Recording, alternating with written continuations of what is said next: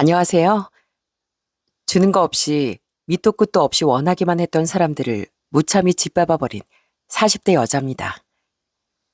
여러분들은 세상에서 제일 무서운 게 어떤 건가요? 전 다른 것보다 세상에서 돈이 제일 무서운 것 같습니다. 돈 때문에 그렇게 죽고 못 살던 사람들도 왼수가 되고 철천지 원수도 절친이 되어버리더라고요. 그렇지만 세상엔 그것보다 더 중요한 게 많은 법입니다. 그놈의 돈 때문에 저와 철천지 왼수가 됐던 사람들은 바로 제 시댁이었는데요. 지금에서야 웃으며 할 수 있는 그때 이야기를 오늘 여러분들께 한번 들려드리려고요. 저는 바닷내음이 가득한 집에서 자랐습니다. 부모님은 바닷가 근처에서 작은 횟집을 운영하셨는데 처음엔 규모도 크지 않고 손님들도 많지 않았던 곳이었어요. 그 작은 곳을 어떻게 더 살려보고자 아빠는 새벽까지 시장에 나가셨고 엄마는 늘 웃음 지으며 손님들을 맞이하시곤 했습니다.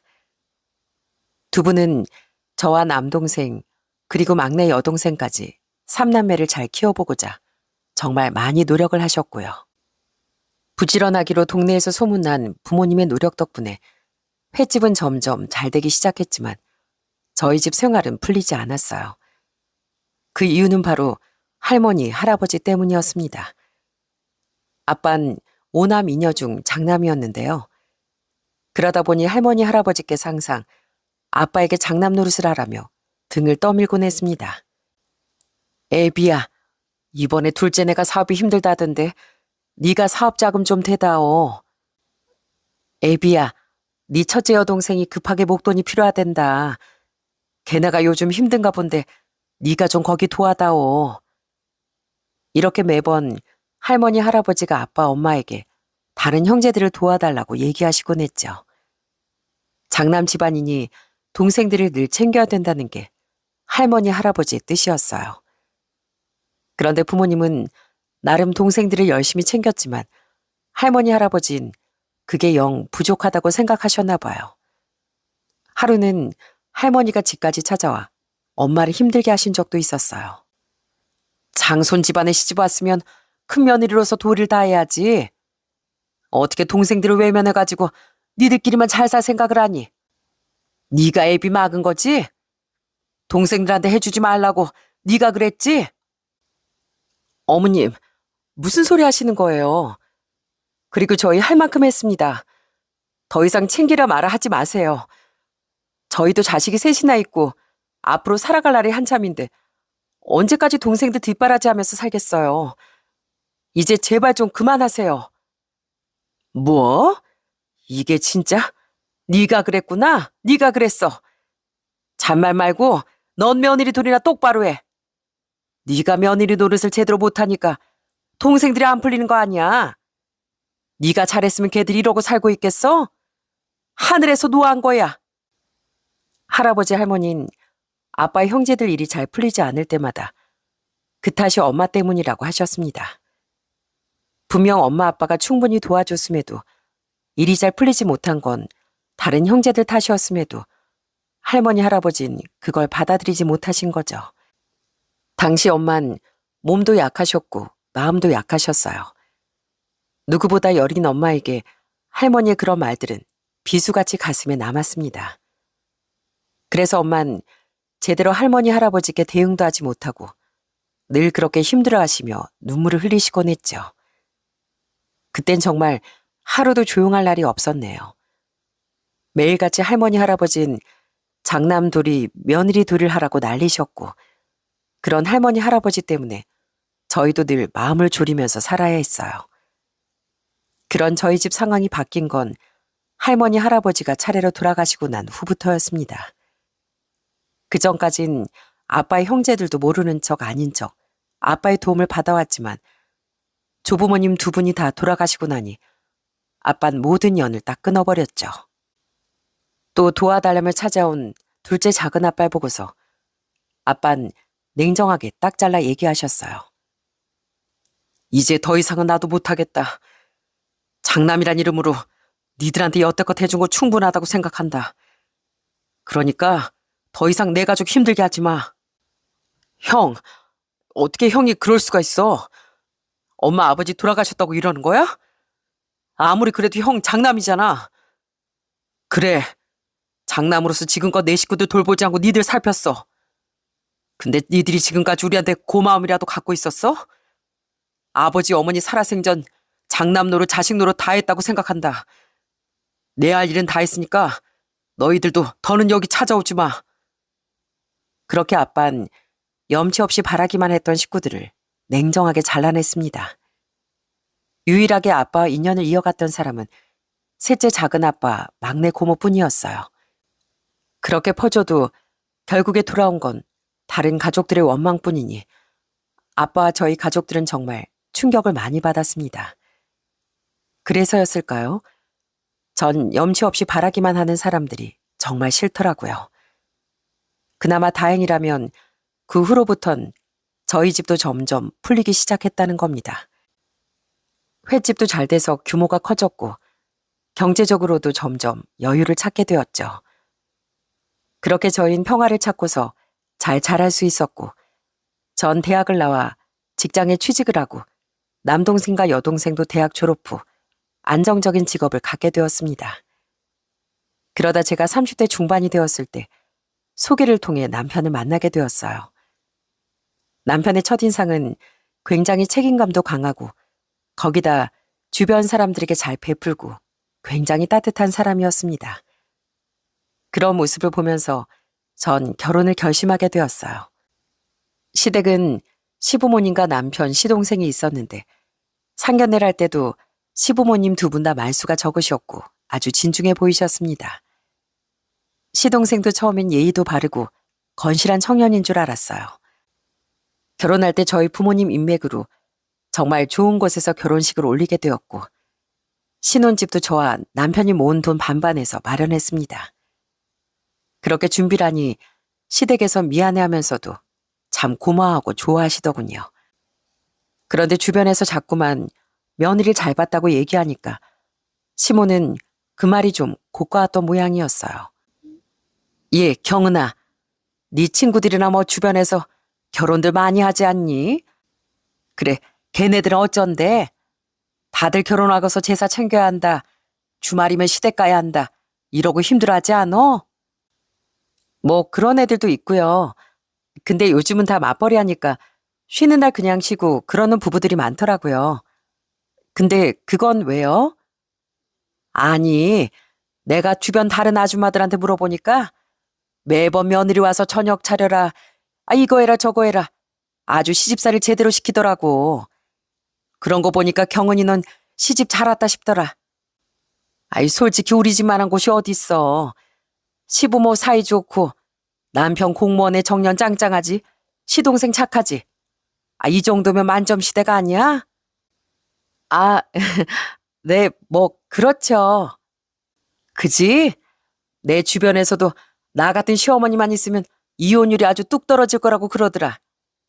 난 뭐 그냥 내 성격대로 하는 것뿐인데 말이야. 솔직히 그렇게 막 나쁜 시댁도 아니었지만 그렇다고 엄청 저한테 잘해주는 것도 아니었는데 그 말을 들으니 제가 어떻게 반응해야 할지 모르겠더라고요. 더군다나 시모는 저한테만 이런 말을 하신 것도 아니었습니다. 늘 가족끼리 이렇게나 화목하다, 우린 좋은 시댁이다라는 걸 주변에 막 보여주고 싶어 하곤 했어요. 결혼하고서 첫 해 갑자기 시모가 뜬금없는 제안을 하셨답니다. 바로 생신상을 받아보고 싶다는 거였어요. 경은아, 이번 내 생일 땐 그냥 간소하게 네가 미역국 좀 끓이고 그래주면 안 되겠니? 매번 밖에서 외식하는 것도 지겹고 그냥 용돈만 딱 받고 끝내는 것도 아쉽고 말이야. 상다리 부러지게 차려달라는 건 아니고 식구들 먹을 것만 조금만 차려서 그냥 우리 집에서 먹자. 그건 어떠니? 아, 생일상이요? 어머님 근데 어머님 생신이 그날 평일이라서 아무래도 제가 와서 생신상 차려드리긴 좀 어려울 것 같은데. 그래? 그럼 그 전주에 주말에 하면 되지. 그냥 너 미역국만 끓여.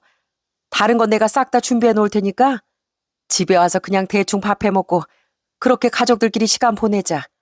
알았지? 전 뜬금없는 시모의 제안에 좀 당황스럽긴 했지만 그래도 그렇게 며느리 생일상을 받아보고 싶다고 하시는데 그까짓 거 한번 하면 되지 뭐가 문제겠나 싶더라고요.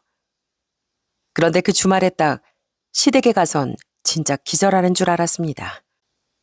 아침 새벽부터 언제 올 거냐며 닥달을 하는 시모의 말에 일찍 챙겨서 시댁에 갔는데 세상에 시모 친한 지인들이 시댁에 죄다 모여 있는 거였어요. 그러면서 시모가 하는 말이 얼마나 기가 찼는지 모릅니다. 아유, 아니 우리 며느리가 내 생신상을 매해 차려주겠다고 했는데 내가 괜히 불편할까봐 됐다 그랬거든. 근데 올해는 또 해준다네. 장도 어제 싹 다 봐놓고 자기들 초대하라고 그러잖아. 어머머, 정말? 아이고, 우리 재수 엄마 며느리 한번 잘 뒀네, 잘 뒀어. 요즘 이런 며느리가 어딨어. 너무 부럽다, 부러워. 아이, 뭘 이런 거 가지고. 이런 것도 다 주고받고 하는 거지 뭐. 자기들도 며느리한테 잘해봐. 그럼 며느리들이 알아서 이렇게 잘하지. 그래, 경은아. 그냥 간단하게 미역국만 끓이면 되지. 뭘 그렇게 많이 사왔어. 너 힘들까봐 내가 새벽에 다른 거 싹 다 했다. 미역국만 하면 돼. 아이고야, 재수엄마 또 며느리 힘들까봐 생일상을 재수엄마 손으로 직접 다 했어? 세상에, 우리 며느리 이런 시어머니 만나서 무슨 복이야 그래? 역시 재수엄마는 다르다니까. 전 정말 이렇게까지 할 수도 있는 거구나 싶은 생각이 들었어요. 아무리 자존심이 센 사람이라고 해도 시모는 정말 제가 만났던 사람들 중에서도 한 수 위였던 사람이었어요. 그렇게 그날 생일 이후로 사람들 앞에서 누구보다 며느리 생각하고 위해주는 마음 착한 시어머니가 되셨더라고요.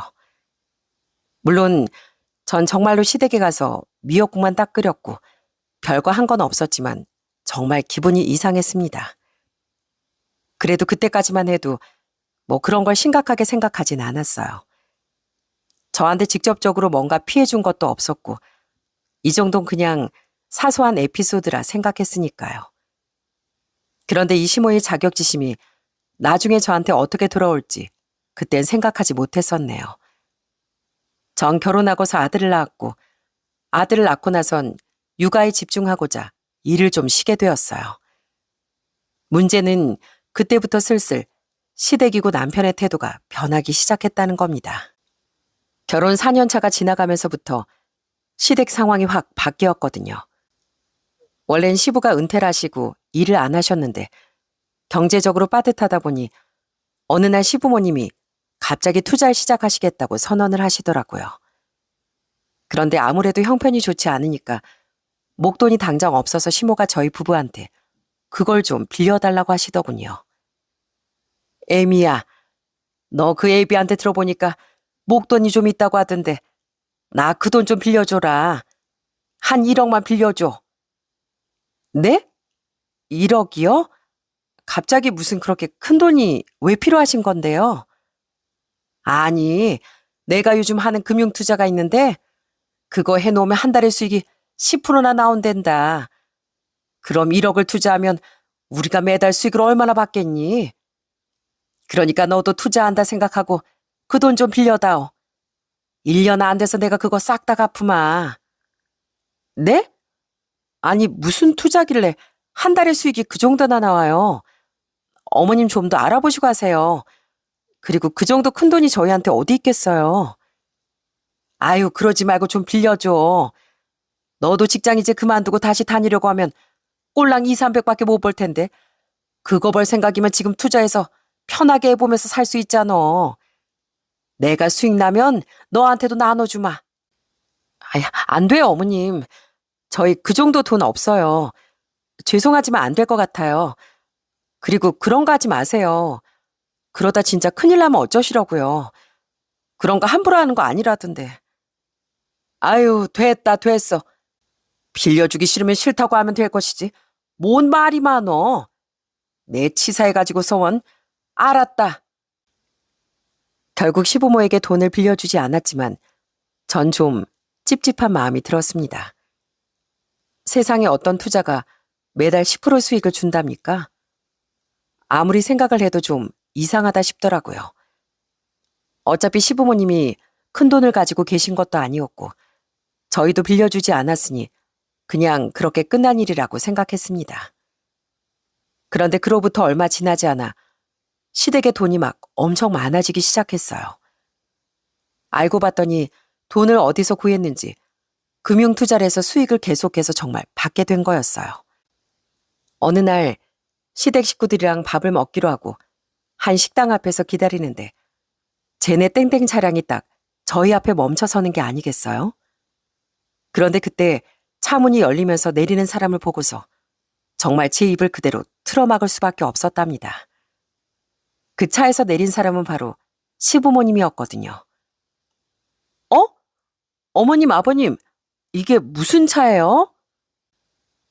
아, 우리 차 좀 바꿨어. 전에 타던 차가 워낙 오래됐잖아. 어때? 폼 좀 나니? 그러면서 차 문을 탁 하고 닫고서 걸어오시는데 시부모님의 옷차림을 보고서 전 또다시 놀랄 수밖에 없었어요. 시부는 목이며 팔이며 무슨 쇠사슬 마냥 금팔찌와 목걸이를 엄청 두꺼운 걸로 딱 차고 왔고 시모는 정말 키가 160이 안 되는데 몸무게는 70kg이 넘었었거든요. 그런데 몸에 아주 딱 달라붙는 원피스를 입고선 높은 구두를 신고 명품 가방을 메고 딱 걸어오시는 겁니다. 정말 지나가는 사람들이 죄다 쳐다보는데 그 시선이 느껴지지도 않으시는지 오히려 더 당당하게 걸어오시더라고요. 어머님, 옷 새로 사셨어요? 어떠니?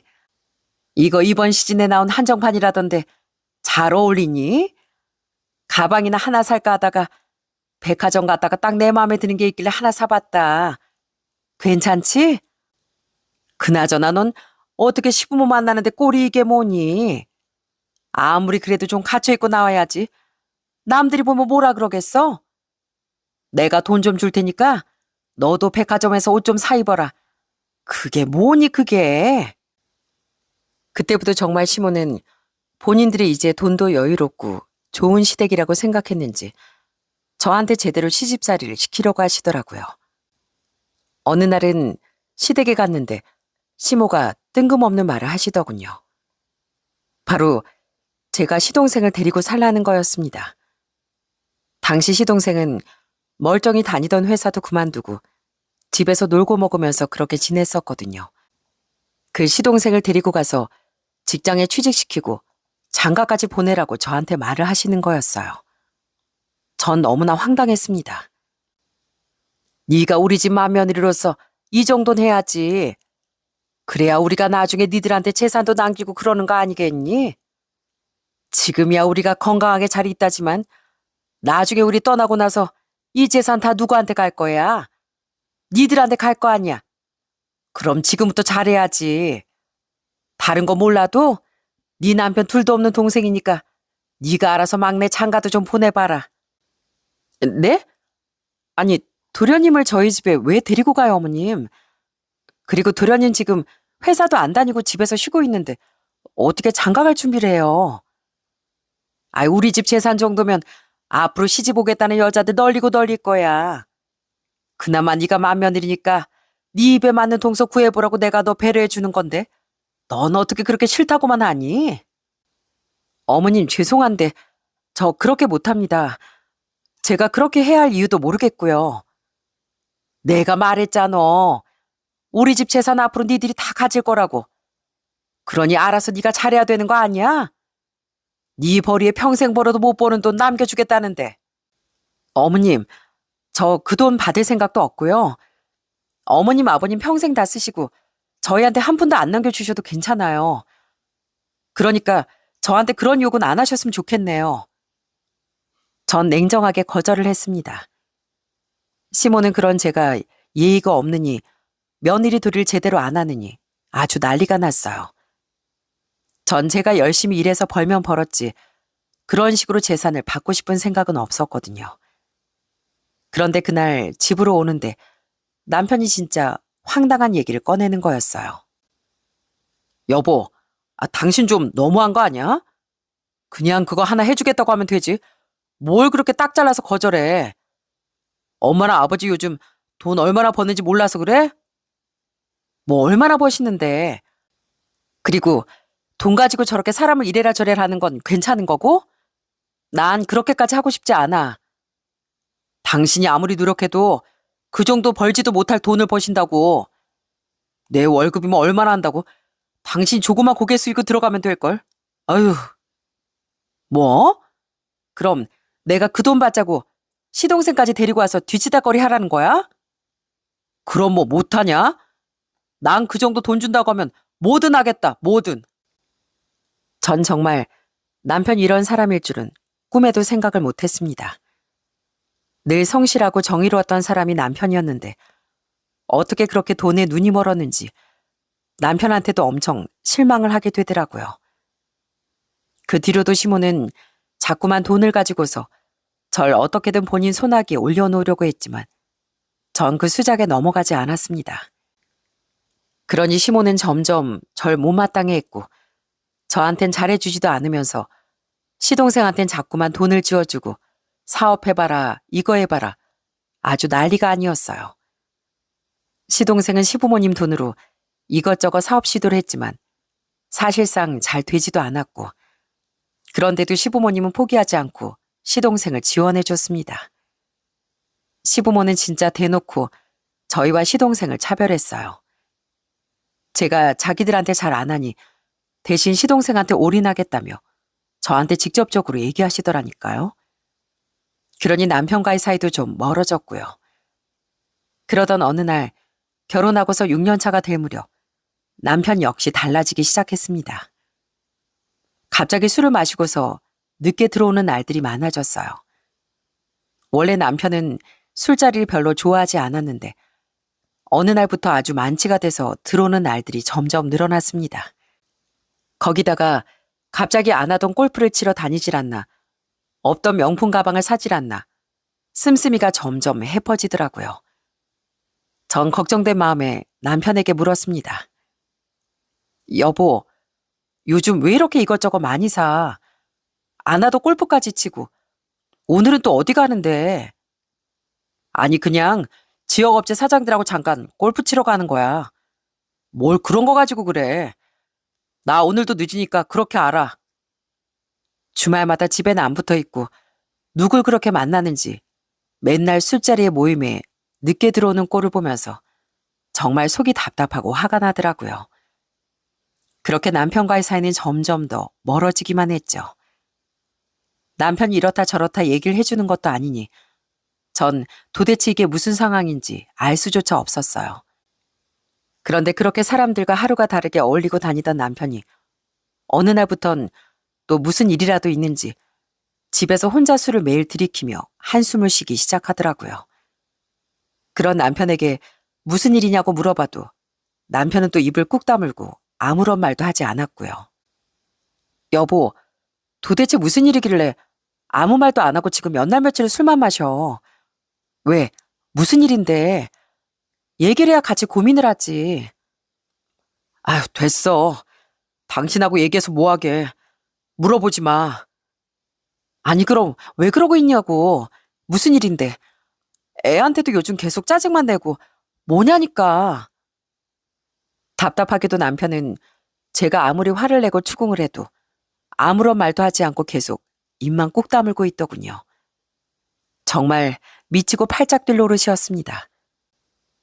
그런데 그때쯤 남편 주변 사람들이 절 대하는 태도도 달라지기 시작했어요. 그때 당시 공무원 와이프들끼리 모임이 소소하게 있었는데 그 모임 사람들은 결혼하고 나서부터 쭉 같이 모임을 했던 사람들이라 친하게 지냈거든요. 문제는 어느 날부턴가 대화가 슬슬 없어지더니 갑자기 단체 채팅방에서 저만 빼고 싹 다 그 방을 나가버린 거였어요. 전 갑자기 모임 사람들이 왜 이러나 이해가 되지 않았죠.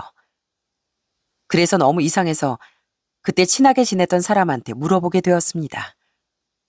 그런데 그 공무원 와이프가 하는 말을 듣고서 전 경악을 금치 못했어요. 수연이 엄마, 혹시 얘기 못 들었어? 남편이 별말 안 해? 뭐 무슨 말? 아무 말도 안 하던데 왜? 무슨 일 있어? 아우, 아무것도 모르고 있었단 말이야? 우린 다 알고 있었는데. 그래서 다들 수연 엄마 피하는 거잖아. 수연 엄마, 재수 씨, 뇌물 수수로 징계받는데. 뭐, 뭐라고? 뇌물 수수? 네, 이 남편이란 사람은 다른 게 아니라 뇌물수수 접대 향응으로 인해 징계를 받게 된 거였어요.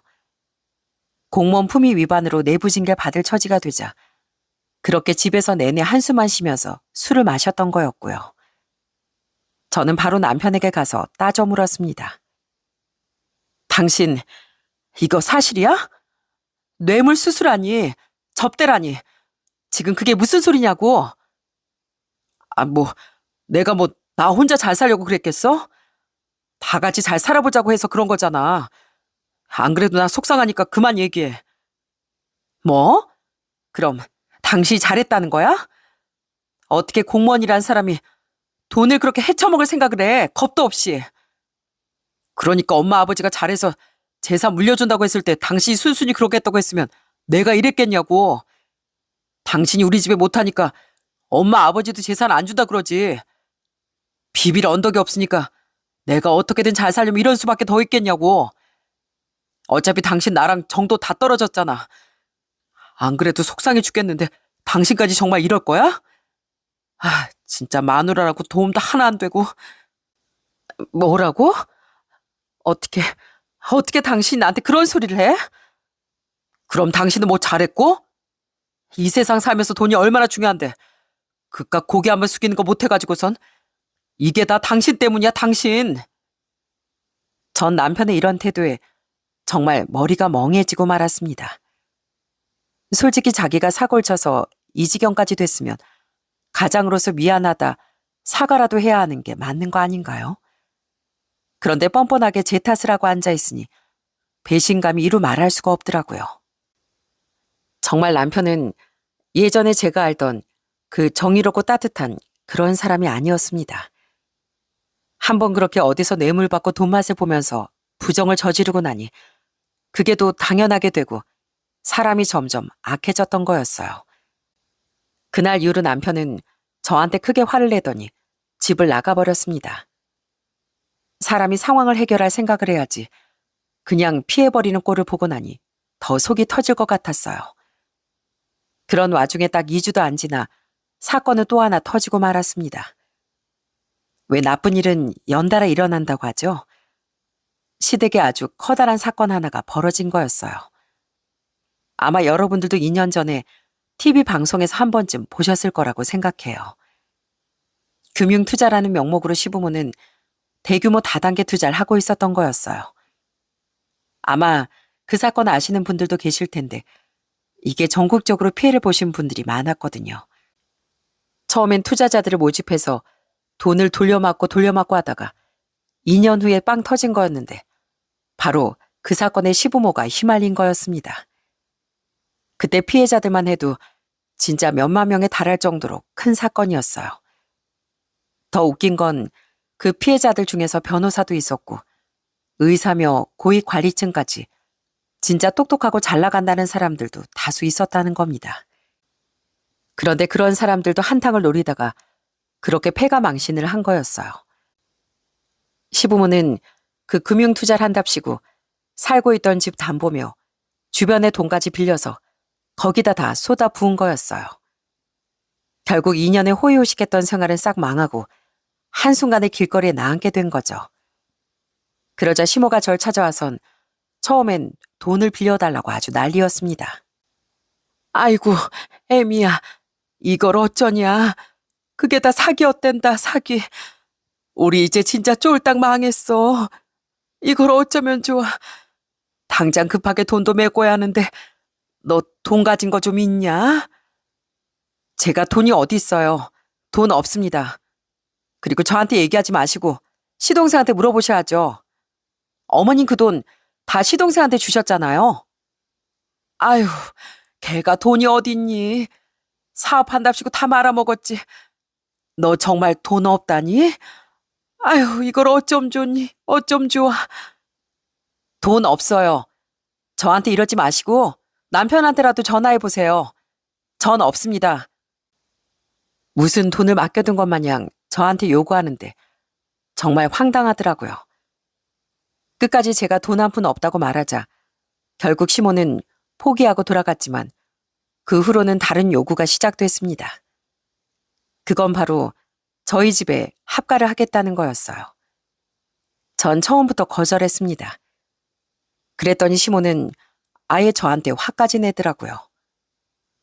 에이미야, 우리 집 이제 경매로 넘어간댄다. 이러다가 전부 다 길거리로 나앉게 생겼어. 그러니까 당분간 니네 집에라도 들어와 있자. 네? 어머님, 안 돼요. 저희 집도 좁은데 어떻게 여기서 다 같이 지내요. 그건 안 돼요. 뭐? 안 된다니. 가족끼리 힘들 때 똘똘 뭉쳐야지. 그나저나 재수는 왜 이렇게 전화를 안 받는다니. 남편 집 나가서 안 들어온 지 오래고요. 저도 모르겠습니다. 정 그렇게 집 구하고 싶으시면 그 잘난 어머님 아들한테 좀 해달라고 하세요. 내가 재수가 전화 받으면 걔한테 얘기를 했지. 안 받으니까 너한테 이렇게 찾아온 거 아니야. 그래도 하나밖에 없는 며느리인데 네가 며느리 도린 해야 하지 않겠어? 니들이 자식인데 부모가 이렇게 됐으면 니들이 알아서 잘 해결하려고 해야지. 돈도 없다고 하지 안 된다고 그러지. 그게 어디 자식이야? 됐고 니네 집 들어갈 거니까 그렇게 알아. 어머님, 안 그래도 저도 머리 아픈데 자꾸 이러지 마세요. 그리고 언젠 시동생이 어머님 아버님 평생 모실 거라셨잖아요. 그럼 시동생하고 상의를 하셔야지. 왜 저한테 이러세요? 안 되니까 돌아가세요. 뭘 돌아가?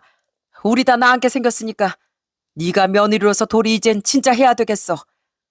나랑 네 시애비가 안방 쓸 테니까 거기 좀 비우고 작은 방은 네 시동생 쓸 거니까 정리 좀 해놔라. 알았니? 솔직히 전 시모의 이런 말이 정말 어처구니가 없었어요. 말도 안 되는 소리라 생각해서 계속 거절을 했습니다. 그런데도 시모는 끊임없이 자꾸 저희 집에 들어오겠다며 계속 찾아오더라고요. 남편 때문에 진짜 머리 아파 죽겠는데 자꾸만 전화를 해서 그렇게 말을 하니 그냥 나중엔 마음대로 하라고 하고서 전화를 끊어버렸네요. 그런데 딱 어느 날 저녁 갑자기 시모한테서 문자 한 통이 왔어요. 내일 이삿짐 차 갈 거니까 그렇게 알아라. 그래도 이삿짐 큰 차 2대 우리가 돈 대고 빌렸어. 전 그 문자를 보고서 정말 황당했습니다. 말도 없이 이런 식으로 들어오겠다고 통보하는 시모의 문자에 헛웃음이 다 나오더라고요. 당시 저흰 32평짜리 아파트에 살고 있었는데 시모는 시댁에 있던 그 많은 짐들을 싸그리 싣고 오겠다는 통보였죠. 다음날 아침이 되자마자 아파트 관리실에서 저한테 연락이 왔어요. 거기 802호죠? 여기 시어머니라는 분이 이사를 온다고 하시는데 이거 맞으신가요? 이사하시면 미리 말씀을 해주셔야 하는데 여기 예약된 목록에는 없는데요. 아, 죄송한데 저 모르는 일이에요. 그냥 보내셔도 상관없어요. 전 그렇게 전화를 끊어버렸습니다. 정말로 이삿짐을 싸서 시댁 식구들은 저희 집까지 그렇게 들이닥친 거였어요. 너무 황당하고 어처구니가 없는데 상대도 하기 싫어 경비실에 전 그렇게 말을 해버렸습니다. 그런데 그랬더니만 얼마 지나지 않아 아주 현관문이 부서질 듯 쾅쾅대면서 누군가 문을 두드리더라고요. 그 사람은 바로 시모였습니다. 야, 이게 진짜? 너 당장 이 문 안 열어? 문 열어, 문! 이 문 열라고! 이 작것이 진짜 시애미를 뭘로 보고 당장 문 안 열어? 온갖 욕을 해대면서 문을 두드리는데 아주 아파트가 떠나가라 고래고래 소리를 치시더라고요.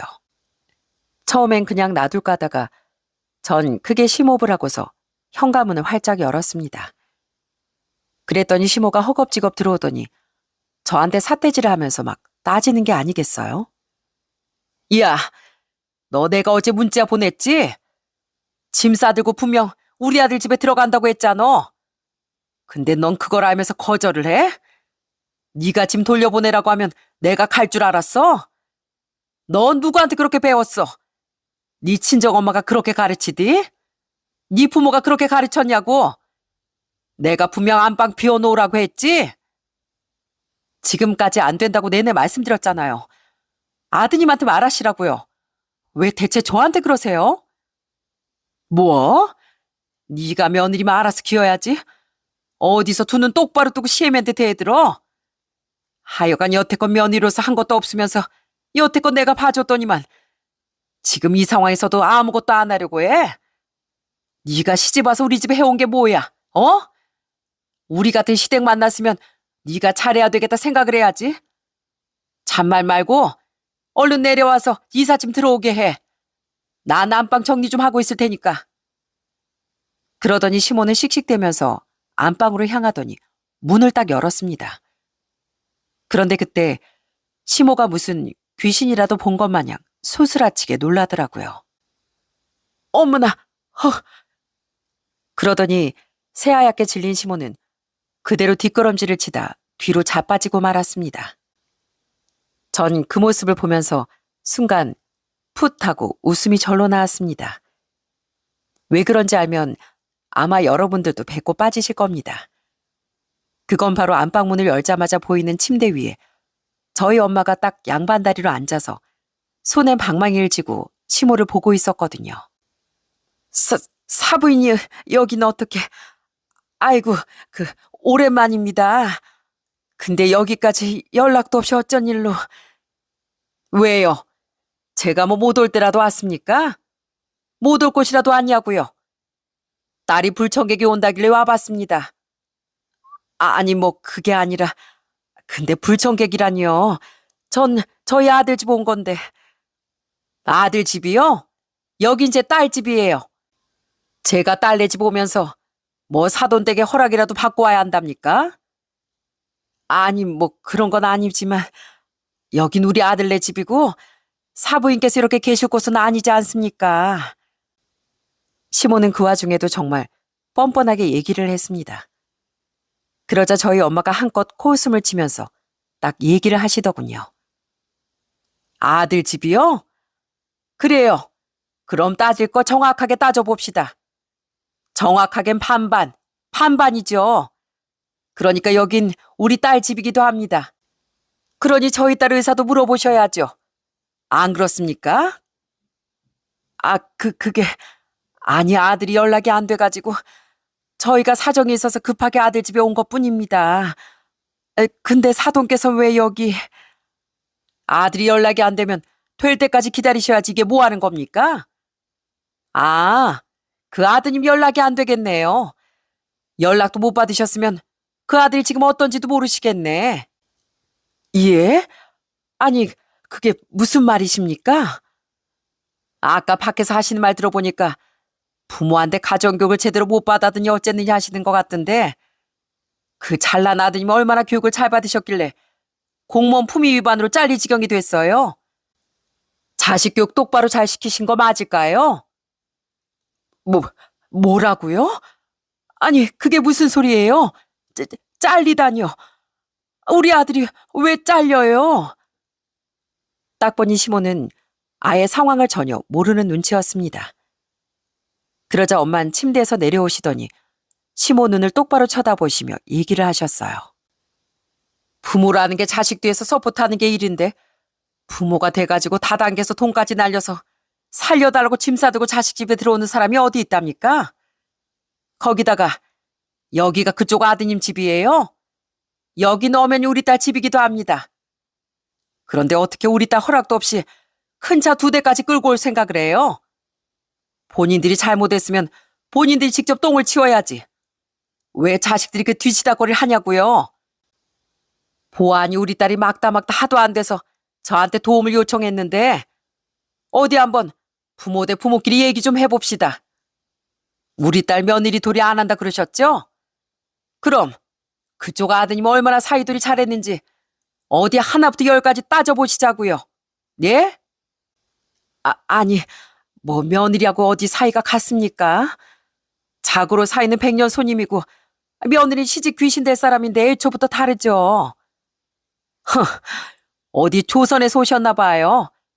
예, 뭐 그렇다 칩시다. 그럼 그쪽 아드님은 집안 싸그리 말아먹게 생겼는데 이건 어떻게 설명하실 건가요?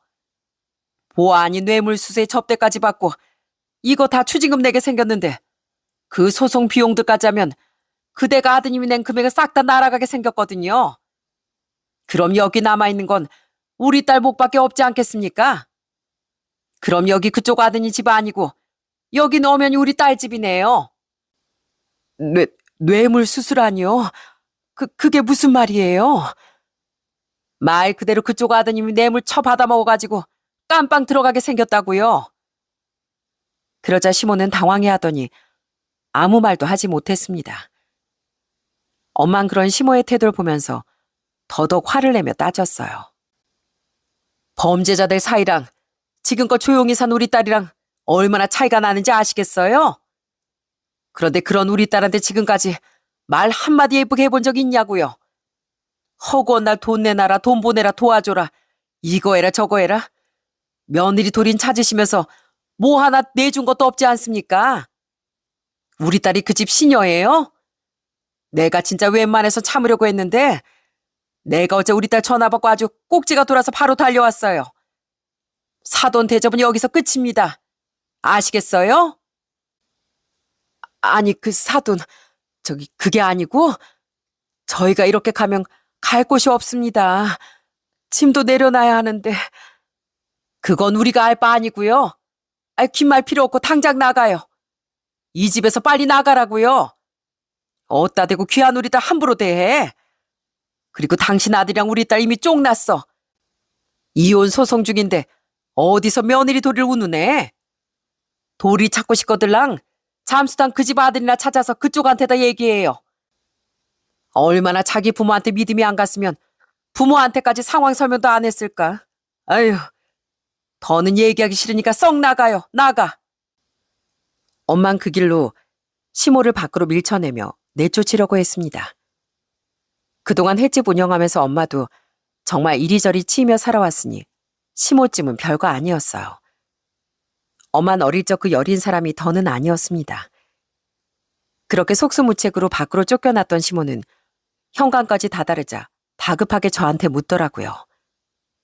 애미야, 그럼 우리 아들은 그럼 대체 어디 있는 거야? 허참, 그걸 왜 우리 딸한테 묻습니까? 어차피 남담들 사이에 알아서 찾으시고 나가시라고요. 더 버티시면 저 말로 안 합니다.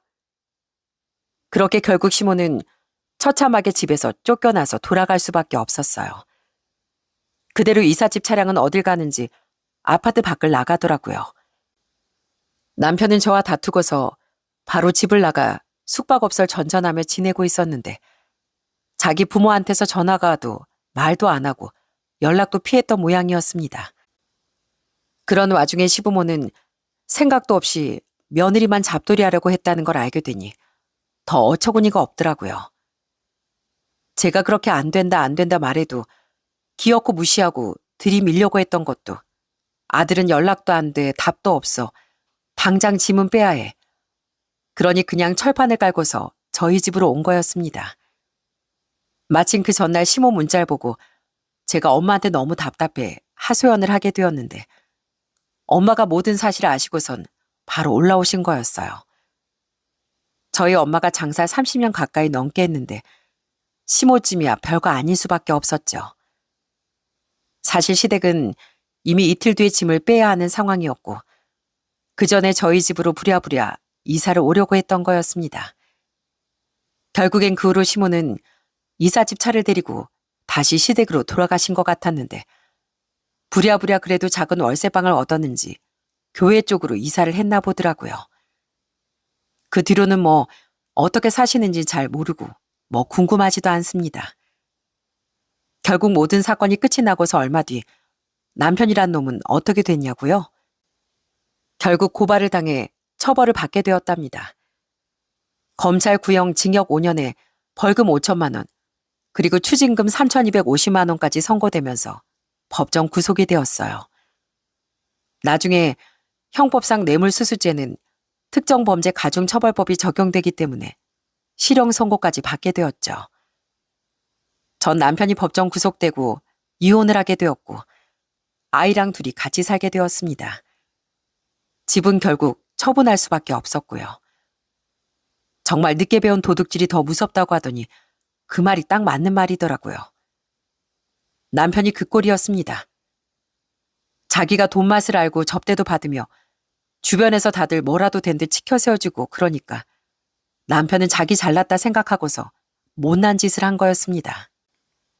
결국 그 대가는 인생 폭망하고 더 이상 공무원도 하지 못하게 되었고요. 처음에 이혼할 때 남편은 진짜 뻔뻔한 사람이더군요. 이혼이야 뭐 하면 되는 거 아니냐면서 오히려 저한테 적반하장으로 큰 소리를 쳤는데 거기서 1년 넘게 생활하다 보니까 이제야 본인이 어떤 잘못을 했는지 아는 것 같더라고요.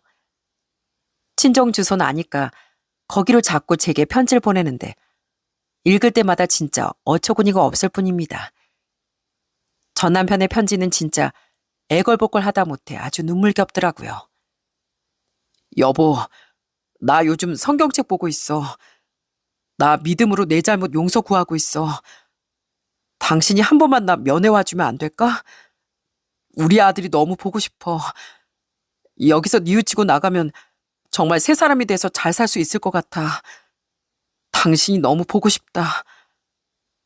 그러면서 전 남편에게서 편지가 오는데 답장은 한 번도 안 하고 있습니다.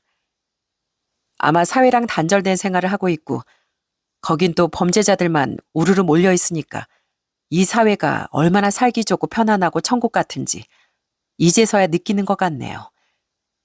부디 전 남편이 그 마음이 변치 않고 제발 올바르게 살았으면 좋겠습니다. 전 시댁에선 연락은 오지 않고 있어요. 아마 자기들 살 길도 막막하니 저한테 연락할 수도 없겠죠. 그렇게 본인들 잘난 줄만 알면서 며느리는 무시하고 함부로 대한 벌을 제대로 받고 있다고 생각합니다. 지금은 저와 아들 둘이 살면서 정말 하루하루 행복하게 잘 지내고 있어요. 저도 다시 일을 다니고 아이도 이젠 좀 커서 대화가 통하니까 너무 행복하고 좋습니다. 부모님도 옆에서 응원을 많이 해주시고 무엇보다 남동생과 여동생도 자주 와 아이를 봐주고 있어요. 사실 처음엔 부모님께 정말 불효를 저지른 것 같아 너무 죄송했지만 그래도 인생의 쓴맛을 한번 맛봤다고 생각하고 정신 차리고 다시 제2의 인생을 제대로 살아보려고 노력하고 있습니다. 요즘 제가 새로 시작한 게 바로 봉사활동이에요. 전엔 바쁘고 제 삶을 살아간다는 핑계로 남한테 도움의 손길 한번 내민 적이 없는 것 같은데 그래서 요즘은 제 작은 손길을 필요로 하는 곳을 다니며 봉사활동도 열심히 하고 있습니다. 그렇게 봉사활동을 다니다 보니 참 많은 생각이 들더라고요. 내 삶에서 제일 중요한 게 어떤 걸까 정말 많이 고민을 했습니다. 저도 한때는 돈이 인생에서 중요하다고 생각했던 시절도 있었지만 막상 돈으로 이런저런 사건들을 겪다 보니 돈이 또 전부는 아니더라고요. 무엇보다 중요한 건 내 삶의 중심을 내가 스스로 잘 잡고 걸어가는 거라고 생각합니다. 주변에 아무리 유혹이 많고 세차게 인생을 흔들더라도 꿋꿋이 버티는 게 그게 인생에서 제일 중요한 거 아닐까요? 언젠간 제가 좋은 일 이렇게 하면 다시 저한테 복으로 돌아올 거라고 생각합니다.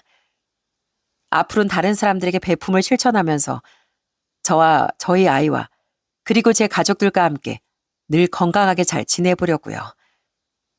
지금까진 힘들고 어려운 일들도 많았지만 앞으로는 부디 좋은 일만 있었으면 좋겠습니다. 제가 요즘 저희 아들한테 늘 하는 말이 뭔지 아세요? 바로 당당하라는 겁니다. 예전엔 흔히 아랫사람이라고 하면 항상 윗사람의 말을 그대로 따르고 들어야 한다고 많이 교육을 했었잖아요. 그런데 요즘은 시대가 변했더라고요. 자신의 의견을 적극적으로 피력하고 당당하게 표현하는 게 요즘 시대라고 합니다. 굳이 내가 나이가 어리다고 혹은 잘나지 않았다고 기죽거나 움츠러들 필요는 없는 것 같네요. 내 권리를 침해받았다면 당당하게 요구하는 게 맞는 것 같습니다. 여러분들도 혹시 부당하고 맞지 않았던 일을 요구받으셨다면 이젠 무조건 참고 견디지 마시고 당당하게 맞서보는 건 어떨까요? 이 세상 사람은 누구나 평등하고 존중받아야 마땅하다고 생각하니까요. 여러분들도 누군가에겐 귀한 자식이고 소중한 사람이잖아요. 그러니 움츠러들지 말고 우리 당당하게 살아봐요.